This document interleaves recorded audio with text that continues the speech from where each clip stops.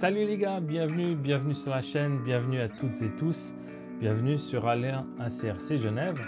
Ça me fait plaisir de se retrouver après pas les fêtes de Noël, mais après Noël, entre Noël et Nouvel An. Et je vais vous présenter en fait un petit objet, enfin un outil, un appareil qui peut être pas mal en fait dans ces accessoires qu'il nous faut. Il s'agit du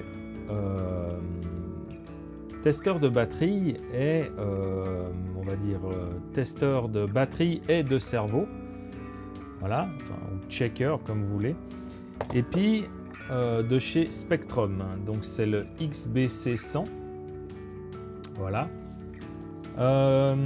Alors c'est vrai que c'est un outil Spectrum qui est vraiment fait pour très utile pour checker les batteries intelligentes de chez Spectrum, car en fait il va donner nettement plus d'informations pour les batteries Spectrum que par rapport à des batteries classiques. Mais en tout cas pour les batteries classiques il y a l'essentiel en fait de tout ça. On regardera les menus bien, tout de suite. Donc je vais vous montrer quelques fonctionnalités de cet appareil. Voilà, donc je l'ai en tout petit ici pour vous montrer le montage que je vais faire. Et puis ici j'ai une vue sur à cet endroit-là pour voir un peu l'écran. Donc on peut brancher des batteries. Alors là, c'est la batterie que j'ai. C'est une HRB que j'ai mis exprès en service pour ça, d'ailleurs. Et en fait, on peut y brancher des batteries de 2S à 8S. Donc, on voit ici, en fait, sur le flanc, il y a, voilà, hop, comme ça, voilà. Sur le flanc, il y a en fait toute la partie équilibrage. Et ici, en fait, on a une entrée DC. C'est du IC5. Alors IC5, pas tout le monde a. En fait, on va dire c'est l'équivalent Spectrum des EC5. On peut mettre des EC5 sur des IC5. Et c'est ce que je vais faire. De l'autre côté, vous avez, hop, voilà, il y a ça, je pense que c'est pour le PC. Je ne suis pas sûr parce qu'en fait, j'ai pas l'info même dans le manuel. Ou à moins que ça soit un micro USB pour pouvoir recharger. En tout cas, ici, on peut faire de la recharge en USB. Et ici, c'est le branchement pour le cerveau avec le moins, le plus et le signal. Voilà. Et puis, sur la face, voilà. Hop.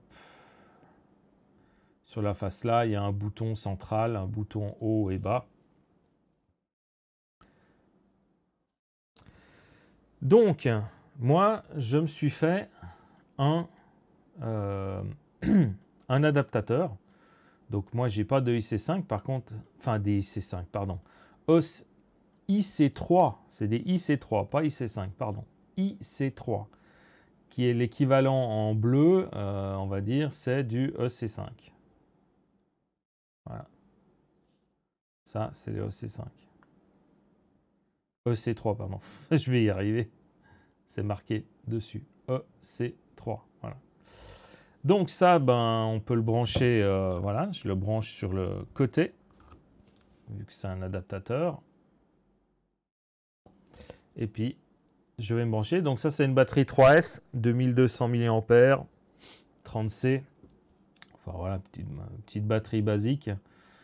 À la base, je les avais achetées pour les VLTOY, mais voilà, comme j'en ai pas acheté au final. Hop, ça me servira pour ça, et ça me servira pour tester mes batteries. Donc là, si on branche directement, on a, pour une batterie classique, on n'a que la tension complète. Si on branche les batteries Spectrum intelligentes, il y a un fil d'information qui vient en plus. ce qui permet d'avoir directement toutes les infos de la température et plein de choses.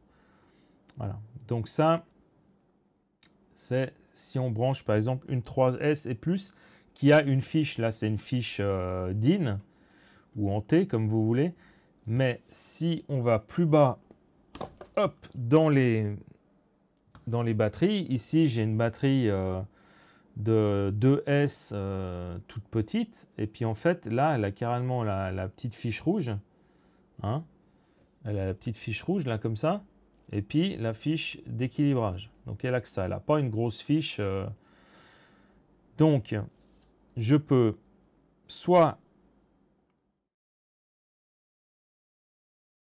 brancher ça, je ne peux pas y brancher sur la fiche EC5.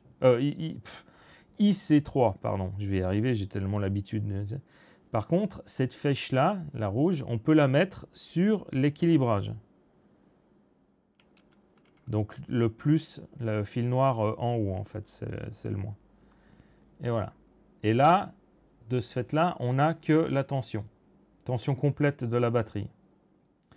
Maintenant, si vous, avec ces batteries-là, si vous voulez avoir le détail des deux éléments, il va falloir brancher la fiche d'équilibrage. Voilà, on voit que j'ai 3,89 volts par élément. Voilà. C'est soit je branche celle-ci sur la fiche d'équilibrage, j'ai que la tension unique, soit je mets la fiche d'équilibrage et j'ai mes deux tensions. Maintenant, je vais rebrancher ma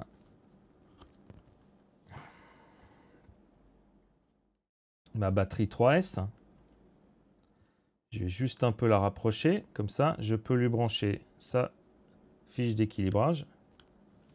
Ah non, je ne suis pas au bon endroit. Voilà. Et là, j'ai les trois tensions.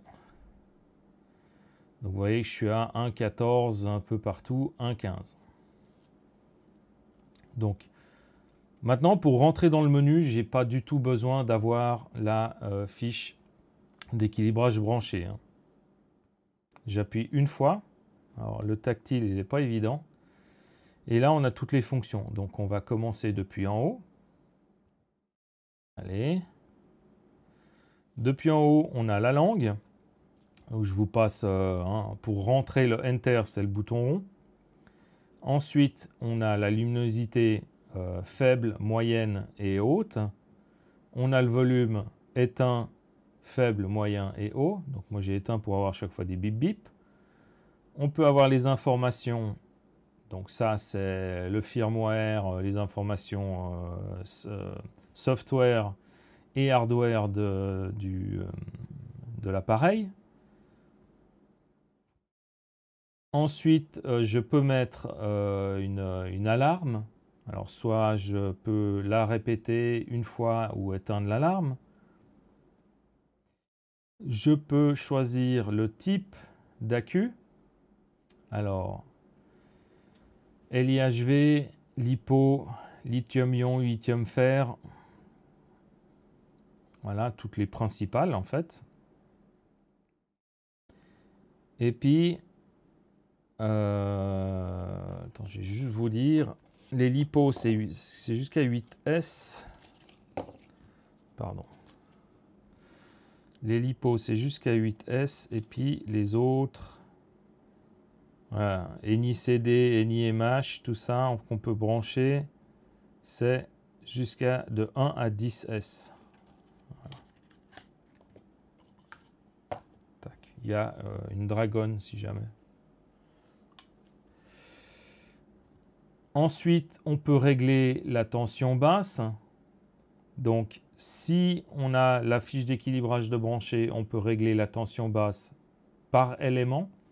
S'il n'y a que la fiche principale d'alimentation, on peut régler que la tension générale, la tension basse générale sur toute la batterie. Ensuite, je peux faire de la charge USB.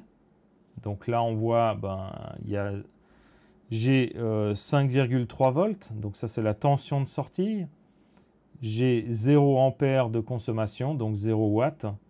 j'ai la tension basse par cellule. Si je branche quelque chose, attends, hop.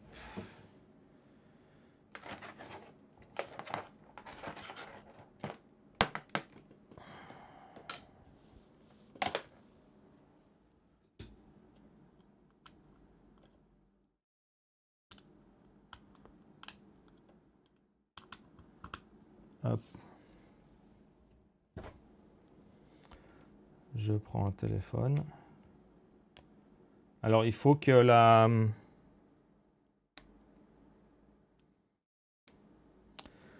fonction soit activée, hein.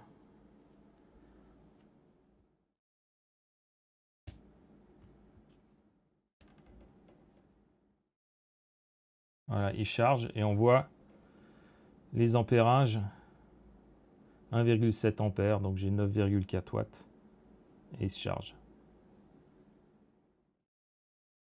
Voilà, puis en plus il y a une petite lumière violette là sur le bouton. Et voilà.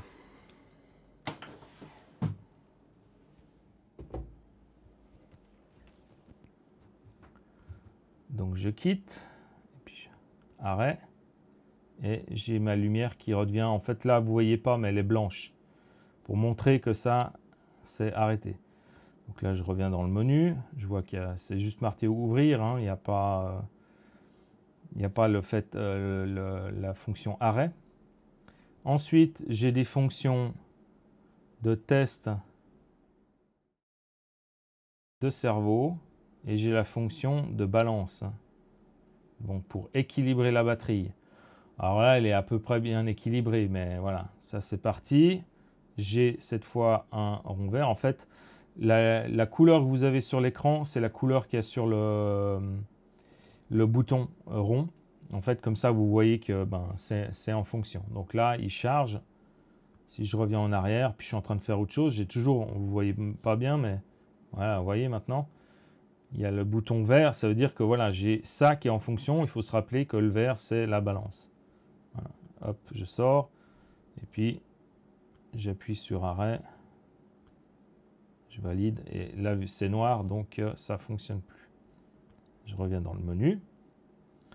Et là, on va s'atteler à la fonction de test. Donc, j'ai d'abord Servo Test Step qui me permet de définir en fait des microsecondes. Il n'y a aucune info là-dessus dans le petit manuel qui est fourni, mais j'imagine que c'est la vitesse de rotation du cerveau. Voilà. On peut mettre plus vite. Hop, moi je mets 2 microsecondes comme ça. Enfin bon, c'est pas trop. En fait, le test du cerveau, c'est pas tellement le test de rapidité en fait du cerveau. C'est plutôt le test de voir s'il fonctionne bien, il va à 100%, combien il consomme et tout ça. Il y a le test de cerveau à 760 microsecondes. Ça, le manuel dit que c'est pour les cerveaux d'hélicoptères. Donc ça, on n'utilise pas. Et puis, celui qu'on doit choisir, c'est celui-là. Donc, sur plusieurs cerveaux, je vais prendre celui-là par exemple. Voilà, vous voyez bien là, ici. On voit ici, c'est marqué 4 microsecondes, 1500 microsecondes. Donc en fait, le point neutre est à 1500 microsecondes à la fréquence du cerveau. Hein, si on était... le point neutre, c'est marqué dead band, la zone morte est de 4 microsecondes, et là, le point neutre est à 1500 microsecondes sous une fréquence de 330 Hz. Voilà. Et puis, on a d'autres cerveaux, par exemple, comme celui-là. Hop là.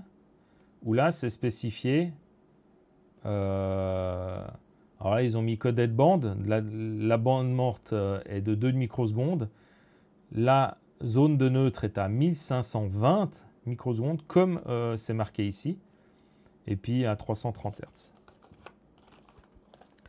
Donc, je vais rentrer je vais prendre celui-là. Ça, c'est celui pratiquement sur tous les cerveaux. La seule différence, c'est que si vous avez un point neutre à 1500 microsecondes, lui, il va se mettre à 1520. C'est son créneau, en fait. Ce qui fait que vous aurez un décalage déjà. Donc après, manuellement, quand vous voulez régler le centrage en fait de vos roues gauche-droite et tout ça, on pourra manuellement le ramener à 1500.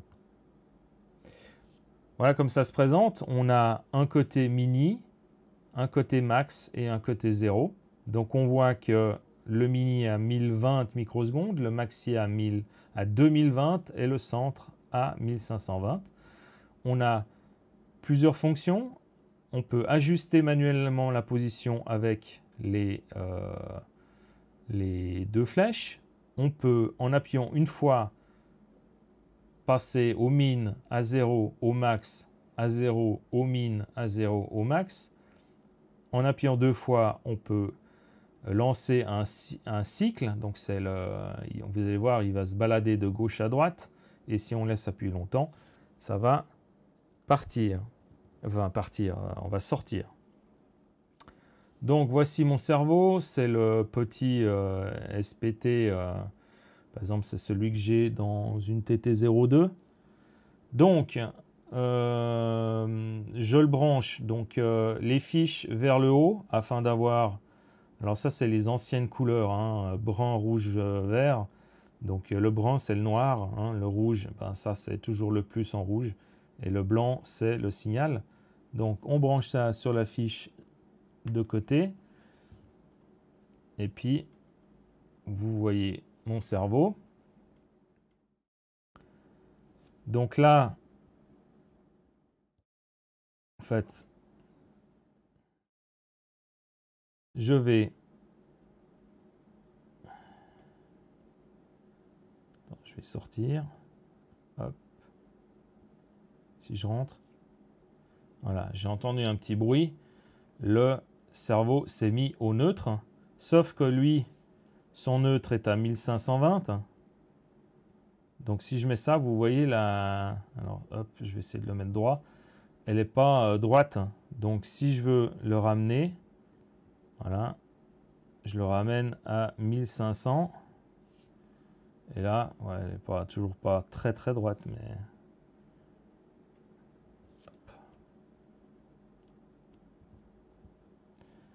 Voilà, bon. Je peux manuellement bouger dans un sens comme dans l'autre. Maintenant, si j'appuie une fois, il m'a ramené à 1520. Hop, là je suis au max. J'appuie au centre, au min, et ainsi de suite. Donc en fait, vous vous mettez au centre, vous centrez, vous vous mettez au neutre du cerveau. Et comme ça, vous pouvez régler vos biais-lettres afin d'avoir la course exacte entre la gauche et la droite de votre roue gauche et de votre roue droite. Ça vous permet en fait, sans devoir mettre le cerveau, enfin mettre le variateur, sans rien mettre en fait, voilà, vous branchez ça et vous testez votre cerveau. Moi, ça sera pratique parce que, par exemple, sur le cerveau du X-Max, là par exemple, ben, c'est difficilement accessible pour le mettre après. Ce qui fait qu'en fait, moi, la corne, je vais déjà pouvoir, au moment où je branche ça, je vais déjà pouvoir la régler avant de devoir tout brancher au variateur et puis d'y brancher une batterie dessus et tout. Donc ça me permet de faire déjà les réglages à l'avance. C'est ça le truc pratique en fait de cet appareil. Après, si j'appuie deux fois, hop là, c'est un peu, voilà. Il cherche ses repères et voilà. Puis on voit le courant là, vous voyez en milliampères.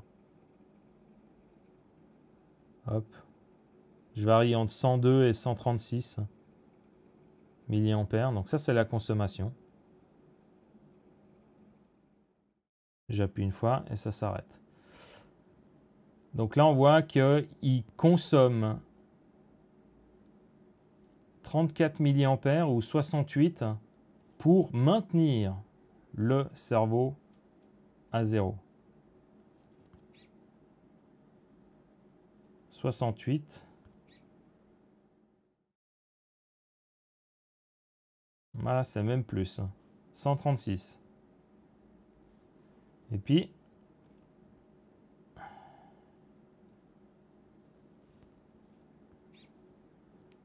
même si je force...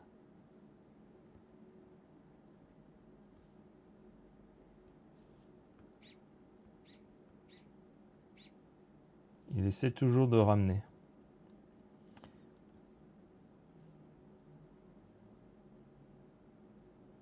Voilà.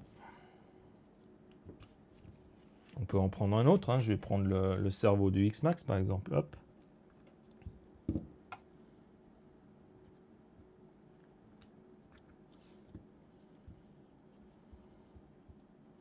Bon, lui, c'est un peu compliqué parce qu'il a, une patte de fixation au dos. Donc,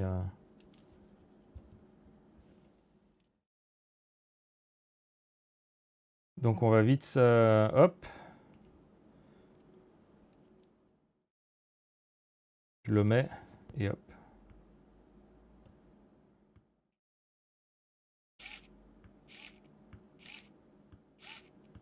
Il fait plus de bruit, hein.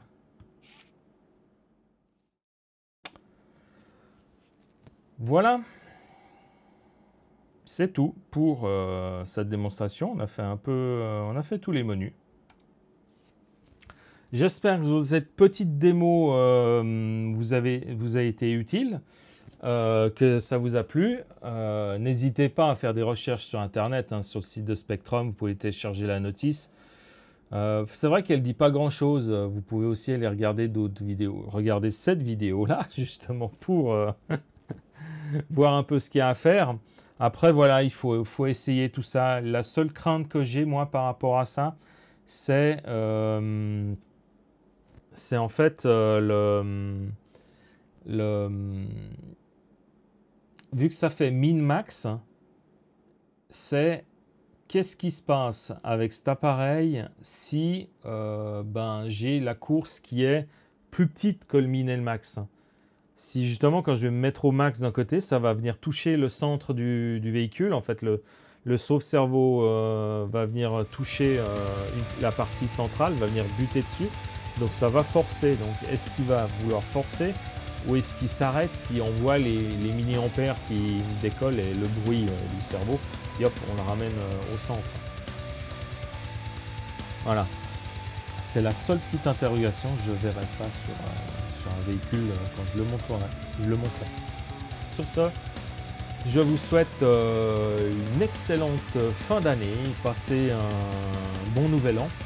Et puis on se dit à la prochaine ou à l'année prochaine. Tchuss!